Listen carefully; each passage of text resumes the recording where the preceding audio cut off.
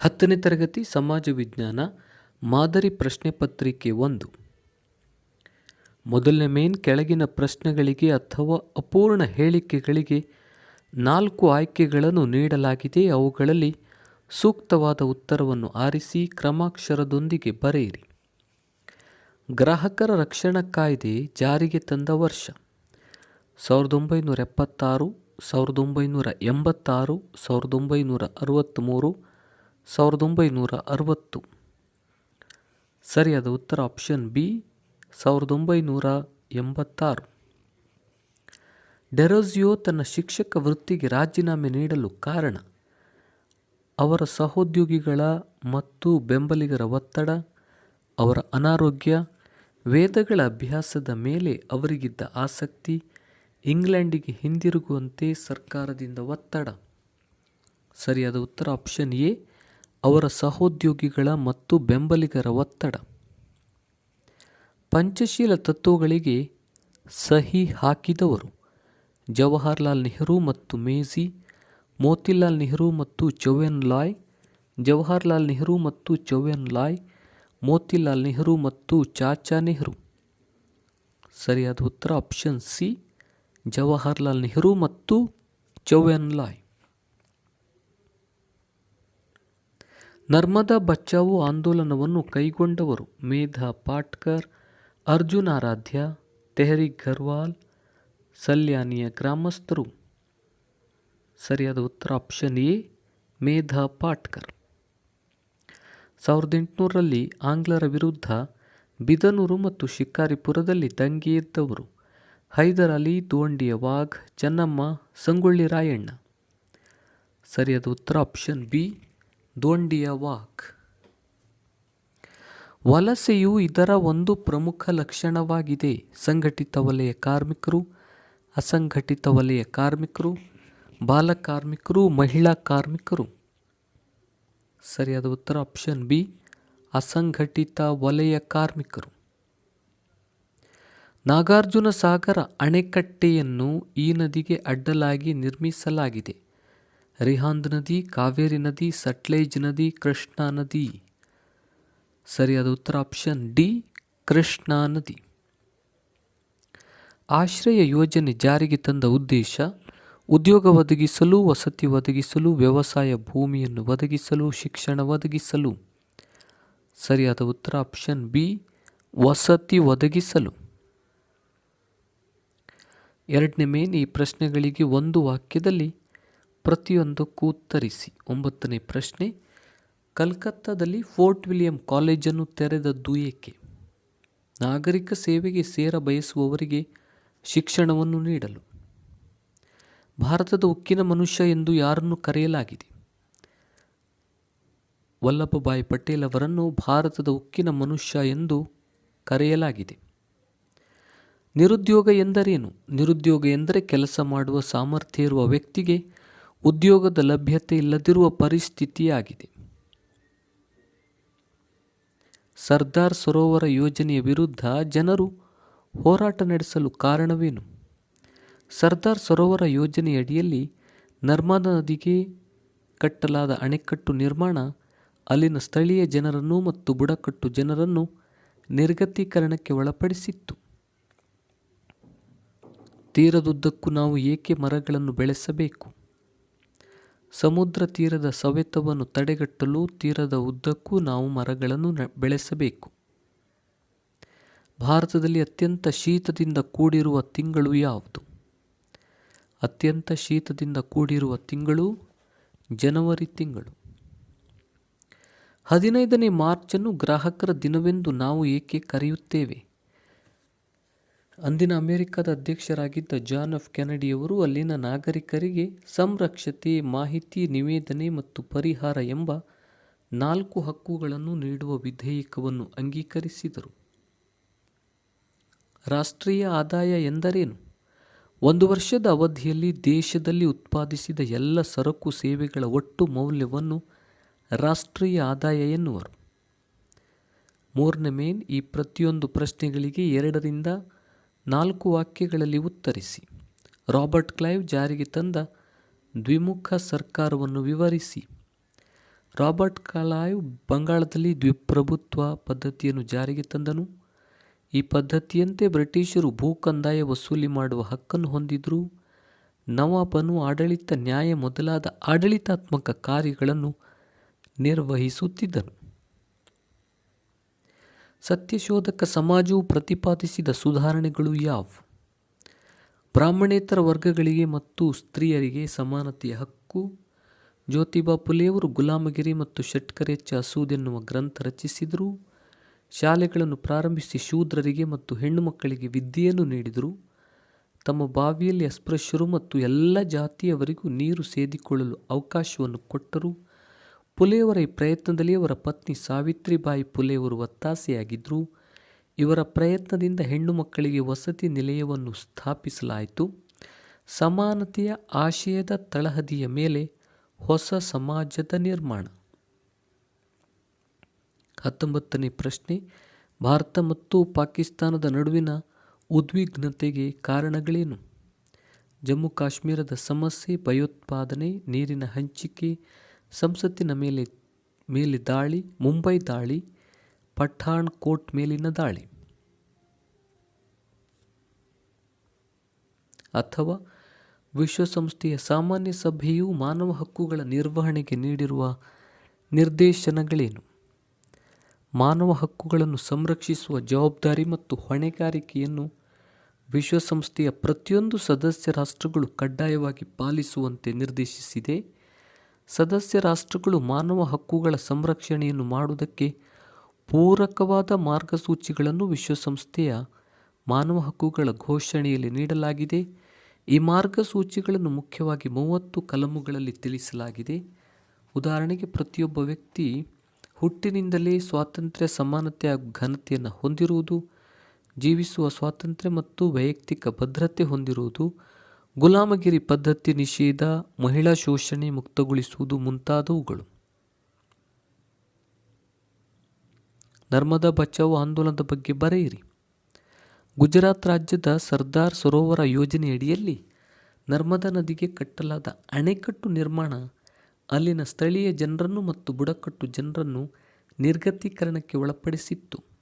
ಅರಣ್ಯನಾಶ, ಪರಿಸರ ನಾಶ, ಜೀವ ಸಂಕುಲಗಳಿಗೆ ತೊಂದರೆಯಾಗುತ್ತದೆ ಎನ್ನುವುದನ್ನು ವೈಜ್ಞಾನಿಕವಾಗಿ ತಿಳಿದು ಅವುಗಳನ್ನು ಸಂರಕ್ಷಣೆ ಮಾಡಬೇಕು ಎನ್ನುವ ಆಶಯ. ಪರಿಸರ ಪ್ರೇಮಿ ಮೇಧಾ ಪಾಟ್ಕರ್ ಅವರ ನೇತೃತ್ವದಲ್ಲಿ ಅಣೆಕಟ್ಟು ನಿರ್ಮಾಣದ ವಿರುದ್ಧ ಬಹುದೀರ್ಘಕಾಲ ಬಹುದೊಡ್ಡ ಚಳುವಳಿಯನ್ನು ನರ್ಮದಾ ನದಿಯ ಸುತ್ತಮುತ್ತ ನಡೆಸಲಾಗುತ್ತಿದೆ. ಇದೇ ನರ್ಮದಾ ಬಚಾವೋ ಆಂದೋಲನ. ಅಥವಾ ಶ್ರಮ ವಿಭಜನೆಯಿಂದ ಆಗುವ ಅನುಕೂಲಗಳೇನು? ಶ್ರಮ ವಿಭಜನೆಯು ವಿಶೇಷ ಪರಿಣತಿಗೆ ಕಾರಣವಾಗುವುದು. ಜನರು ವಿವಿಧ ಕ್ಷೇತ್ರಗಳಲ್ಲಿ ಪರಿಶ್ರಮಿಸಿ ಆರ್ಥಿಕ ಲಾಭ ಪಡೆಯಲು ಸಹಾಯಕವಾಗಿದೆ. ಆರ್ಥಿಕ ಹಿತಾಸಕ್ತಿ ಮತ್ತು ಶ್ರಮ ವಿಭಜನೆಯಿಂದ ವರ್ಗ ವ್ಯವಸ್ಥೆಯು ಸೃಷ್ಟಿಗೊಂಡಿತು. ಎಲ್ಲ ವಲಯಗಳಲ್ಲಿ ವ್ಯಾಪಾರ ವಾಣಿಜ್ಯೋದ್ಯಮಗಳು ವಿಸ್ತಾರಗೊಂಡವು. ಕೆಲವು ವ್ಯಕ್ತಿಗಳು ಬಂಡವಾಳವನ್ನು ತೊಡಗಿಸಿ ಹೆಚ್ಚು ಲಾಭ ಮಾಡತೊಡಗಿದ್ರು. ಭಾರತದ ವಾಯುಗುಣದ ಪ್ರಮುಖ ಋತುಗಳನ್ನು ತಿಳಿಸಿ. ಚಳಿಗಾಲ, ಬೇಸಿಗೆ ಕಾಲ, ಮಳೆಗಾಲ, ಮಾನ್ಸೂನ್ ಮಾರುತಗಳ ನಿರ್ಗಮನ ಕಾಲ. ಇತ್ತೀಚೆಗೆ ಭಾರತದಲ್ಲಿ ಅರಣ್ಯ ಪ್ರಮಾಣ ಕಡಿಮೆಯಾಗಲು ಕಾರಣಗಳೇನು? ಕೃಷಿ ಕ್ಷೇತ್ರದ ವಿಸ್ತರಣೆ, ರಸ್ತೆ ಮತ್ತು ರೈಲು ಮಾರ್ಗಗಳು, ನೀರಾವರಿ ಯೋಜನೆಗಳ ನಿರ್ಮಾಣ, ಕೈಗಾರಿಕೀಕರಣ, ನಗರೀಕರಣ, ಅತಿಯಾಗಿ ಮೇಯಿಸುವಿಕೆ, ಕಾಡ್ಗಿಚ್ಚು.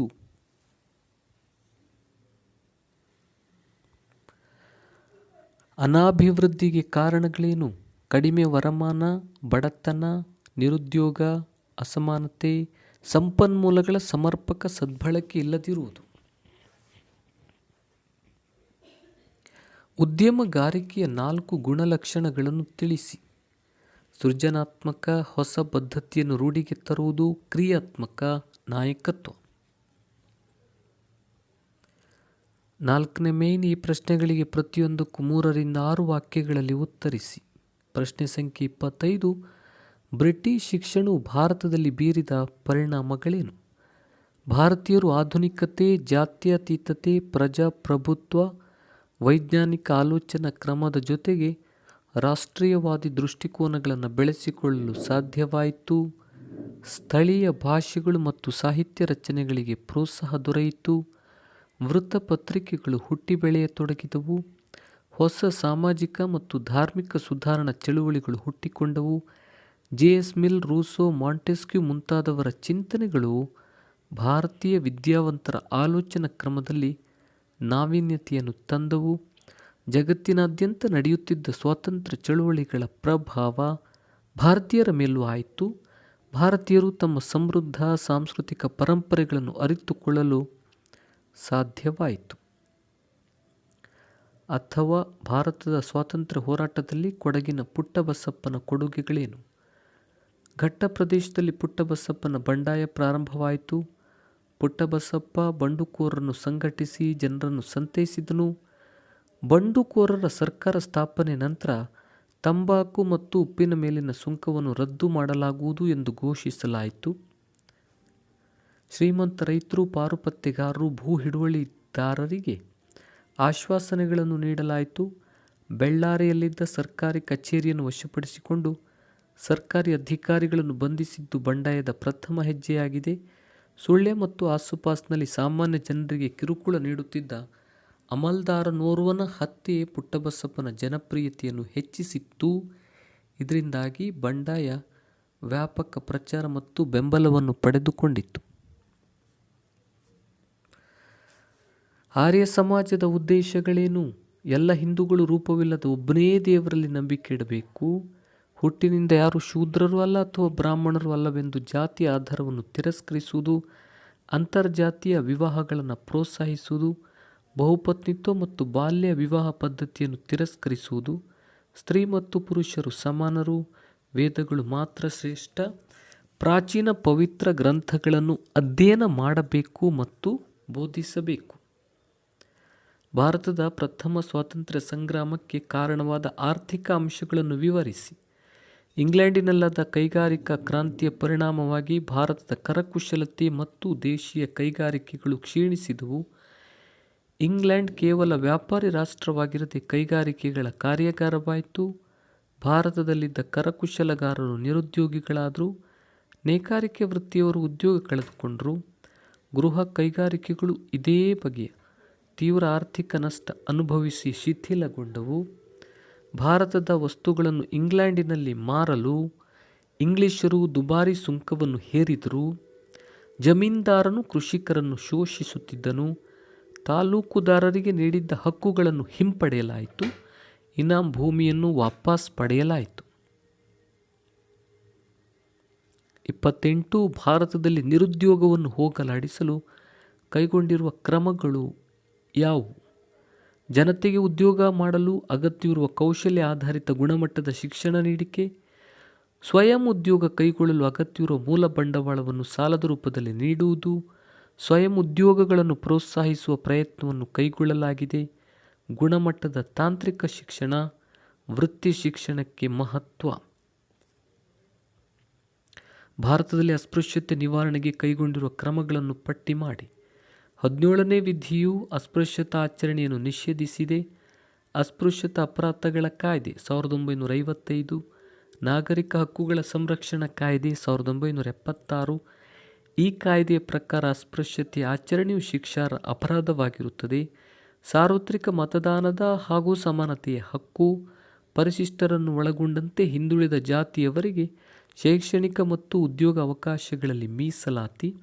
1986ರ ಶಾಸನವು ಅಸ್ಪೃಶ್ಯತೆಯ ನಿರ್ಮೂಲನೆ ಕುರಿತಾದ ವಿಶೇಷ ಜವಾಬ್ದಾರಿಗಳನ್ನು ರಾಜ್ಯ ಸರ್ಕಾರಗಳಿಗೆ ವಹಿಸಿದೆ. ಭಾರತದಲ್ಲಿ ಸಾರಿಗೆಯ ಪ್ರಾಮುಖ್ಯತೆಯನ್ನು ವಿವರಿಸಿ. ಸಂಪನ್ಮೂಲಗಳು ಮತ್ತು ಕೃಷಿ ಅಭಿವೃದ್ಧಿಗೆ ನೆರವಾಗುತ್ತದೆ. ಇದು ಕೈಗಾರಿಕಾ ಪ್ರಗತಿಗೆ ಉತ್ತೇಜನ, ಮಾರುಕಟ್ಟೆಯ ವಿಸ್ತರಣೆ, ದೇಶೀಯ ಮತ್ತು ವಿದೇಶಿ ವ್ಯಾಪಾರದ ವೃದ್ಧಿ, ಉದ್ಯೋಗ ಸೃಷ್ಟಿ, ಜನರ ಆದಾಯ ಮತ್ತು ಜೀವನ ಮಟ್ಟದ ಸುಧಾರಣೆ, ಪ್ರವಾಸೋದ್ಯಮಕ್ಕೆ ಪ್ರೋತ್ಸಾಹ, ರಕ್ಷಣಾ ಪಡೆಗೂ ನೆರವಾಗುತ್ತದೆ.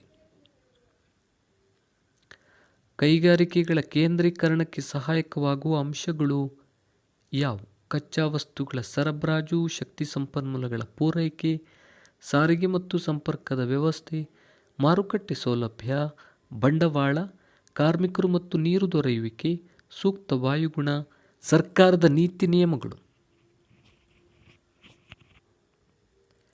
ಅಥವಾ ಆವೃತ್ತ ಮಾರುತಗಳನ್ನು ಎದುರಿಸಲು ಕೈಗೊಳ್ಳಬಹುದಾದ ಕ್ರಮಗಳು ಯಾವುವು? ಆವೃತ್ತ ಮಾರುತಗಳು ನೈಸರ್ಗಿಕ ವಿಪತ್ತುಗಳಾಗಿದ್ದು ಅವುಗಳನ್ನು ನಾವು ತಡೆಗಟ್ಟಲಾಗುವುದಿಲ್ಲ. ಜನರು ಆಕಾಶವಾಣಿ, ದೂರದರ್ಶನ ಮತ್ತು ಇತರೆ ಸಂಪರ್ಕ ಮಾಧ್ಯಮಗಳು ಬಿತ್ತರಿಸುವ ಎಚ್ಚರಿಕೆಗಳನ್ನು ಗಮನಿಸಬೇಕು. ಆವೃತ್ತ ಮಾರುತಗಳು ಸಂಭವಿಸಿದ ಸಂದರ್ಭಗಳಲ್ಲಿ ಜನರಿಗೆ ತಾತ್ಕಾಲಿಕ ಆಶ್ರಯ ಕಲ್ಪಿಸಬೇಕು. ಮ್ಯಾಂಗ್ರೋವ್ ಕಾಡುಗಳನ್ನು ಬೆಳೆಸಬೇಕು. ಆಳಕ್ಕೆ ಬೇರು ಬಿಡುವ ಇತರೆ ಮರಗಳನ್ನು ಸಮುದ್ರ ತೀರದಲ್ಲಿ ಬೆಳೆಸಬೇಕು. ಮಾನವ ಅಭಿವೃದ್ಧಿ ಸೂಚಕಗಳನ್ನು ವಿವರಿಸಿ. ನಿರೀಕ್ಷಿತ ಜೀವಿತಾವಧಿಯು ಒಂದು ದೇಶದಲ್ಲಿರುವ ಜನರು ಜೀವಿಸುವ ಸರಾಸರಿ ಆಯುಸ್ಸು ಆಗಿದೆ. ಪೌಷ್ಟಿಕಾಹಾರ, ಆರೋಗ್ಯ ಮತ್ತು ನೈರ್ಮಲ್ಯ, ಸ್ವಚ್ಛ ಪರಿಸರ ಮುಂತಾದವುಗಳ ಲಭ್ಯತೆಯು ನಿರೀಕ್ಷಿತ ಜೀವಿತಾವಧಿಯನ್ನು ನಿರ್ಧರಿಸುತ್ತವೆ. ಶಿಕ್ಷಣದ ಮಟ್ಟವು ರಾಷ್ಟ್ರದ ಪ್ರಗತಿಗೆ ಪೂರಕವಾಗಿದ್ದು ರಾಷ್ಟ್ರದ ಶಿಕ್ಷಣದ ಸಾಧನೆಯನ್ನು 25 ವರ್ಷಕ್ಕಿಂತ ಹೆಚ್ಚಿನ ವಯೋಮಾನದವರು ಪೂರ್ಣಗೊಳಿಸಿದ ಶಿಕ್ಷಣದ ಅವಧಿ ಹಾಗೂ 5 ವರ್ಷದ ಮಕ್ಕಳು ಪಡೆಯಬಹುದಾದ ಶಿಕ್ಷಣದ ಅವಧಿಯನ್ನು ಬಳಸಿ ಮಾಪನ ಮಾಡಲಾಗುತ್ತದೆ. ಅದೇ ರೀತಿ ತಲಾವರಮಾನ ಬಳಸಿ ಜೀವನ ಮಟ್ಟವನ್ನು ಅಳೆಯಲಾಗುತ್ತದೆ. ಈ 3 ಸೂಚಿಗಳ ಸರಾಸರಿಯೇ ಮಾನವ ಅಭಿವೃದ್ಧಿ ಸೂಚ್ಯಂಕವಾಗಿದೆ. ಅಥವಾ ಗ್ರಾಮೀಣ ಅಭಿವೃದ್ಧಿಯ ಪ್ರಾಮುಖ್ಯತೆಯನ್ನು ವಿವರಿಸಿ. ಒಟ್ಟಾರೆ ರಾಷ್ಟ್ರದ ಅಭಿವೃದ್ಧಿಯಾಗುತ್ತದೆ. ಅಧಿಕ ಕೃಷಿ ವರಮಾನದ ಪರಿಣಾಮವಾಗಿ ಔದ್ಯಮಿಕ ಸರಕು ಸೇವೆಗಳಿಗೆ ಬೇಡಿಕೆ ಹೆಚ್ಚಾಗುತ್ತದೆ. ಅಧಿಕ ಉದ್ಯೋಗ ಸೃಷ್ಟಿಯಾಗಿ ಆ ಚಟುವಟಿಕೆಗಳು ಸಹ ವಿಸ್ತಾರ ಹೊಂದುತ್ತವೆ. ಅಧಿಕ ಶಿಕ್ಷಣ ಮತ್ತು ಕೌಶಲ್ಯಗಳಿಂದಾಗಿ ಹೆಚ್ಚಿನ ಉತ್ಪಾದಕತೆಯನ್ನು ಸಾಧಿಸಬಹುದು. ರಾಷ್ಟ್ರೀಯ ಉತ್ಪನ್ನ ಹೆಚ್ಚಾಗುತ್ತದೆ. ಕೃಷಿ ಸಂಸ್ಕರಣೆ, ಸಣ್ಣ ಕೈಗಾರಿಕೆಗಳು ಅಭಿವೃದ್ಧಿ ಹೊಂದಿ ಒಟ್ಟಾರೆ ಗ್ರಾಮೀಣ ಪರಿವರ್ತನೆಗೆ ನಾಂದಿಯಾಗುತ್ತದೆ. ಬಡತನದ ಇಳಿಕೆಗೆ ಕಾರಣೀಭೂತವಾಗುತ್ತವೆ. ಗ್ರಾಹಕ ಸಂರಕ್ಷಣಾ ಕಾಯ್ದೆಯ ಮುಖ್ಯ ಉದ್ದೇಶಗಳನ್ನು ತಿಳಿಸಿ. ಗ್ರಾಹಕ ಸಂರಕ್ಷಣಾ ಕಾಯ್ದೆಯು ಸುರಕ್ಷತೆ ಹಾಗೂ ಗುಣಮಟ್ಟಕ್ಕೆ ಮೊದಲ ಪ್ರಾಶಸ್ತ್ಯ ನೀಡುವುದು, ಅಪಾಯಕಾರಿ ವಸ್ತುಗಳ ತಯಾರಿಕೆ ಮತ್ತು ಮಾರಾಟವನ್ನು ತಪ್ಪಿಸುವುದು, ಮಾರುಕಟ್ಟೆಯಲ್ಲಿ ನಡೆಯಬಹುದಾದ ಅನುಚಿತ ವ್ಯವಹಾರ ಪದ್ಧತಿಗಳನ್ನು ತಡೆಗಟ್ಟುವುದು, ಗುಣಮಟ್ಟ, ಅಳತೆ, ತೂಕ, ಬೆಲೆ ಇತ್ಯಾದಿಗಳ ಮೇಲೆ ನಿಗಾ ವಹಿಸುವುದು, ಬಳಕೆದಾರರಿಗೆ ಸೂಕ್ತ ಪರಿಹಾರ ಕೊಡಿಸುವುದು, ಗ್ರಾಹಕ ಶಿಕ್ಷಣ ನೀಡುವ ಮೂಲಕ ಜನರಲ್ಲಿ ಜಾಗೃತಿ ಮೂಡಿಸುವುದು. ಅಥವಾ ಬ್ಯಾಂಕುಗಳ ಗುಣಲಕ್ಷಣಗಳನ್ನು ತಿಳಿಸಿ. ಹಣದ ವಹಿವಾಟು, ವ್ಯಕ್ತಿ ಅಥವಾ ಸಂಸ್ಥೆ ಅಥವಾ ಕಂಪನಿ ಠೇವಣಿಗಳನ್ನು ಅಂಗೀಕರಿಸುತ್ತವೆ. ಸಾಲಗಳನ್ನು ಕೊಡುವುದು, ಪಾವತಿ ಮತ್ತು ಹಿಂದಕ್ಕೆ ಪಡೆಯುವುದು, ಏಜೆಂಟ್ ಅಥವಾ ಏಜೆಂಟ್ ನಿಯೋಜನೆ ಮತ್ತು ಉಪಯುಕ್ತ ಸೇವೆಗಳು, ಲಾಭ ಮತ್ತು ಸೇವಾ ಭಾವನೆ, ನಿರಂತರ ವಿಸ್ತರಿಸುತ್ತಾ ಹೋಗುವ ಕಾರ್ಯಗಳು, ಸಂಬಂಧ ಕಲ್ಪಿಸುವ ಕೊಂಡಿ, ಬ್ಯಾಂಕಿಂಗ್ ವ್ಯವಹಾರ, ಹೆಸರಿನ ಗುರುತು. 5ನೇ ಮೇನ್ ಈ ಪ್ರಶ್ನೆಗಳಿಗೆ ಪ್ರತಿಯೊಂದಕ್ಕೂ 8ರಿಂದ 10 ವಾಕ್ಯಗಳಲ್ಲಿ ಉತ್ತರಿಸಿ. ಭಾರತ ಸ್ವಾತಂತ್ರ್ಯ ಚಳುವಳಿಯಲ್ಲಿ ಮಂದಗಾಮಿಗಳ ಪಾತ್ರವನ್ನು ವಿವರಿಸಿ. ಸಾಂಪ್ರದಾಯಿಕವಾಗಿ ಭಾರತೀಯ ರಾಷ್ಟ್ರೀಯ ಕಾಂಗ್ರೆಸ್ನ ಪ್ರಾರಂಭದ 20 ವರ್ಷಗಳನ್ನು ಮಂದಗಾಮಿ ಯುಗ ಎನ್ನುತ್ತಾರೆ. WC ಬ್ಯಾನರ್ಜಿ, MG ರಾನಡೆ, ಸುರೇಂದ್ರನಾಥ್ ಬ್ಯಾನರ್ಜಿ, ದಾದಾಬಾಯಿ ನವರೋಜಿ, ಗೋಪಾಲಕೃಷ್ಣ ಗೋಖಲೆ ಮುಂತಾದವರು ಪ್ರಮುಖ ಮಂದಗಾಮಿ ನಾಯಕರುಗಳು. ಬ್ರಿಟಿಷ್ ಆಳ್ವಿಕೆ ಮತ್ತು ನ್ಯಾಯಪರತೆಯಲ್ಲಿ ಇವರು ನಂಬಿಕೆ ನೆಟ್ಟಿದ್ರು. ಸಾಂವಿಧಾನಿಕ ಚೌಕಟ್ಟಿನೊಳಗೆ ಪ್ರಾರ್ಥನೆ ಮತ್ತು ಮನವಿಗಳ ಮೂಲಕ ತಮ್ಮ ಬೇಡಿಕೆಗಳನ್ನು ಸರ್ಕಾರದ ಮುಂದಿಡ್ತಿದ್ರು. ಜನರಲ್ಲಿ ರಾಜಕೀಯ ಎಚ್ಚರವನ್ನು ತರುವ ಪ್ರಯತ್ನ ಮಾಡಿದ್ರು.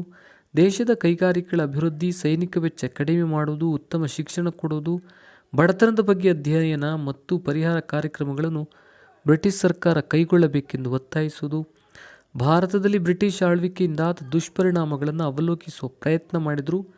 ಭಾರತದ ಸಂಪತ್ತು ಯಾವ ರೀತಿಯಲ್ಲಿ ಇಂಗ್ಲೆಂಡಿಗೆ ಸೋರಿ ಹೋಗುತ್ತಿದೆ ಎಂಬುದನ್ನು ಅಂಕಿಅಂಶಗಳೊಂದಿಗೆ ಅವರು ವಿವರಿಸಿದರು. ದಾದಾಬಾಯಿ ನವರೋಜಿಯವರು ಅದನ್ನು ಸಂಪತ್ತಿನ ಸೋರುವಿಕೆ ಸಿದ್ಧಾಂತ ಎಂದು ಕರೆದರು. ಭಾರತದ ಪ್ರಧಾನಮಂತ್ರಿಯಾಗಿ ಜವಾಹರ್ಲಾಲ್ ನೆಹರು ಅವರ ಸಾಧನೆಗಳನ್ನು ವಿವರಿಸಿ. ಕೈಗಾರಿಕೀಕರಣ ಮತ್ತು ನವಭಾರತದ ಶಿಲ್ಪಿಯಾಗಿ ಭಾರತದ ಮೊದಲ ಪ್ರಧಾನಮಂತ್ರಿಯಾಗಿದ್ದ ನೆಹರು ಅವರನ್ನು ನಾವು ಕಾಣುತ್ತೇವೆ. ಸರ್ದಾರ್ ವಲ್ಲಭಭಾಯ್ ಪಟೇಲ್ ಅವರ ನೇತೃತ್ವದಲ್ಲಿ ಭಾರತದ ಅನೇಕ ದೇಶಿ ಸಂಸ್ಥಾನಗಳ ವಿಲೀನೀಕರಣಕ್ಕೆ ನೆಹರು ಅವರು ಕಾರಣರಾದರು. ಭಾಷಾವಾರು ಪ್ರಾಂತ್ಯಗಳ ರಚನೆಯ ಮೂಲಕ ಭಾರತಕ್ಕೆ ವಿವಿಧತೆಯನ್ನು ಒಪ್ಪುವ ತಾತ್ವಿಕ ತಳಹದಿಯನ್ನು ಹಾಕಿದರು. ಬಂಡವಾಳ ಹಾಗೂ ಸಮಾಜವಾದಿ ತತ್ವಗಳನ್ನು ಒಳಗೊಂಡ ಮಿಶ್ರ ಆರ್ಥಿಕ ನೀತಿಯು ನೆಹರು ಅವರ ಆಧುನಿಕ ಭಾರತದ ಅಭಿವೃದ್ಧಿಯ ಮೈಲಿಗಲ್ಲಾಯಿತು. ಬೃಹತ್ ಕೈಗಾರಿಕೀಕರಣದಿಂದ ದೇಶದ ಅಭಿವೃದ್ಧಿ ಸಾಧ್ಯ ಎಂದು ಅವರು ಬಲವಾಗಿ ನಂಬಿದ್ರು. ಪಂಚವಾರ್ಷಿಕ ಯೋಜನೆಗಳ ಮೂಲಕ ದೇಶದ ಅಭಿವೃದ್ಧಿಯ ಕನಸನ್ನು ಕಂಡರು. ಮೂಲಭೂತ ಮತ್ತು ಬೃಹತ್ ಕೈಗಾರಿಕೀಕರಣಕ್ಕೆ ಚಾಲನೆಯನ್ನು ನೀಡಿದರು. ಎಚ್.ಜಿ. ಬಾಬಾ ಅವರ ನೇತೃತ್ವದಲ್ಲಿ ಭದ್ರತಳದಿಯನ್ನು ರೂಪಿಸಿದರು. ಪಂಚಶೀಲ ತತ್ವಗಳ ಆಧಾರದ ಮೇಲೆ ಶಕ್ತಿ ರಾಜಕಾರಣದಿಂದ ದೂರವೇ ಉಳಿದು ಶಾಂತಿ ಸಹಬಾಳ್ವೆಯ ಸೂತ್ರಗಳನ್ನು ಅನುಷ್ಠಾನಕ್ಕೆ ತರಲು ಕಾರಣರಾದರು. ಅಥವಾ ಅಸಹಕಾರ ಚಳುವಳಿಯ ಕಾಲದಲ್ಲಿ ಆದ ಪ್ರಮುಖ ಬೆಳವಣಿಗೆಗಳನ್ನು ವಿವರಿಸಿ. ದೇಶಬಂಧು ಚಿತ್ತರಂಜನ್ ದಾಸ್, ಮೋತಿಲಾಲ್ ನೆಹರು, ರಾಜೇಂದ್ರ ಪ್ರಸಾದ್ ಮೊದಲಾದ ಹಿರಿಯ ವಕೀಲರು ತಮ್ಮ ವಕೀಲ ವೃತ್ತಿಯನ್ನು ಬಿಟ್ಟರು. ವಿದ್ಯಾರ್ಥಿಗಳು ಶಾಲಾ ಕಾಲೇಜುಗಳನ್ನು ತೊರೆದರು. ಕಾಂಗ್ರೆಸ್ 1919ರ ಕಾಯ್ದೆಯ ಅಡಿಯಲ್ಲಿ ಪ್ರಾಂತ್ಯಗಳಿಗೆ ನಡೆದ ಚುನಾವಣೆಯನ್ನು ಬಹಿಷ್ಕರಿಸಿತು. ಕಾಶಿ ವಿದ್ಯಾಪೀಠ, ಗುಜರಾತ್ ವಿದ್ಯಾಪೀಠ, ಬಿಹಾರ್ ವಿದ್ಯಾಪೀಠ, ಜಾಮಿಯಾ ಮಿಲಿಯಾ ಇಸ್ಲಾಮಿಯಾ ರಾಷ್ಟ್ರವಿದ್ಯಾಲಯಗಳನ್ನು ಸ್ಥಾಪಿಸಲಾಯಿತು. ರವೀಂದ್ರನಾಥ ಟಾಗೋರು ತಮ್ಮ ನೈಟ್ಹುಡ್ ಪದವಿಯನ್ನು ಬ್ರಿಟಿಷ್ ಸರ್ಕಾರಕ್ಕೆ ಹಿಂದಿರುಗಿಸಿದರು. ಮಹಿಳೆಯರು ಸೇರಿದಂತೆ ಜನಸಾಮಾನ್ಯರು ಕಾಂಗ್ರೆಸ್ ಹೋರಾಟಕ್ಕೆ ದೇಣಿಗೆ ನೀಡಿದರು. ವಿದೇಶಿ ವಸ್ತುಗಳನ್ನು ಮಾರಾಟ ಮಾಡುವ ಅಂಗಡಿಗಳ ಮುಂದೆ ಮುಷ್ಕರ ನಡೆಸಲಾಯಿತು ಮತ್ತು ವಿದೇಶಿ ಬಟ್ಟೆಗಳನ್ನು ಸುಡಲಾಯಿತು. 1921ರಲ್ಲಿ ಪ್ರಿನ್ಸ್ ಆಫ್ ವೇಲ್ಸ್ ರಾಜಕುಮಾರ ಬರುವ ಕಾರ್ಯಕ್ರಮವನ್ನು ವಿರೋಧಿಸಲಾಯಿತು. ಭ್ರಷ್ಟಾಚಾರದ ಜಾಲದಲ್ಲಿ ಸೇರಿಕೊಂಡಿರುವ ಅಂಶಗಳು ಯಾವುವು? ತೆರಿಗೆ ಕಳ್ಳತನ, ಅಕ್ರಮ ದಾಸ್ತಾನು, ಕಳ್ಳಸಾಗಾಣಿಕೆ, ಆರ್ಥಿಕ ವಂಚನೆ, ಮೋಸಗಾರಿಕೆ, ವಿದೇಶಿ ವಿನಿಮಯದ ಕಾನೂನು ಉಲ್ಲಂಘನೆ, ಔದ್ಯೋಗಿಕ ವಂಚನೆ. ಭಾರತದ ಭೂಬಳಕೆ ವಿಧಗಳನ್ನು ಪಟ್ಟಿ ಮಾಡಿ. ನಿವ್ವಳ ಸಾಗುವಳಿ ಪ್ರದೇಶ, ಅರಣ್ಯ ಪ್ರದೇಶ, ಕೃಷಿಗಾಗಿ ದೊರೆಯದ ಭೂಮಿ, ಪಾಳು ಭೂಮಿ, ಬಳಕೆಯಾಗದ ಕೃಷಿಯೋಗ್ಯ ಭೂಮಿ, ಕಾಯಂ ಹುಲ್ಲುಗಾವಲು ಮತ್ತು ಇತರೆ ಗೋಮಾಳ. ಇತರೆ. ಆರ್ನಮೇನ್ ಭಾರತದ ನಕ್ಷೆ ಬರೆದು ಇವುಗಳನ್ನು ಗುರುತಿಸಿ. ಗೋವಿಂದ ಪಂತ್ ವಲ್ಲಭ ಸಾಗರ್ ಭಾರತದ ಚಹಾ ಬಂದರು. ಛತ್ರಪತಿ ಶಿವಾಜಿ ಅಂತಾರಾಷ್ಟ್ರೀಯ ವಿಮಾನ ನಿಲ್ದಾಣ ನೀಲಗಿರಿ. ಎ. ಗೋವಿಂದ ಪಂತ್ ವಲ್ಲಭ ಸಾಗರ್. ಬಿ. ಭಾರತದ ಚಹಾ ಬಂದರು. ಸಿ. ಛತ್ರಪತಿ ಶಿವಾಜಿ ಅಂತಾರಾಷ್ಟ್ರೀಯ ವಿಮಾನ ನಿಲ್ದಾಣ. ಡಿ. ನೀಲಗಿರಿ.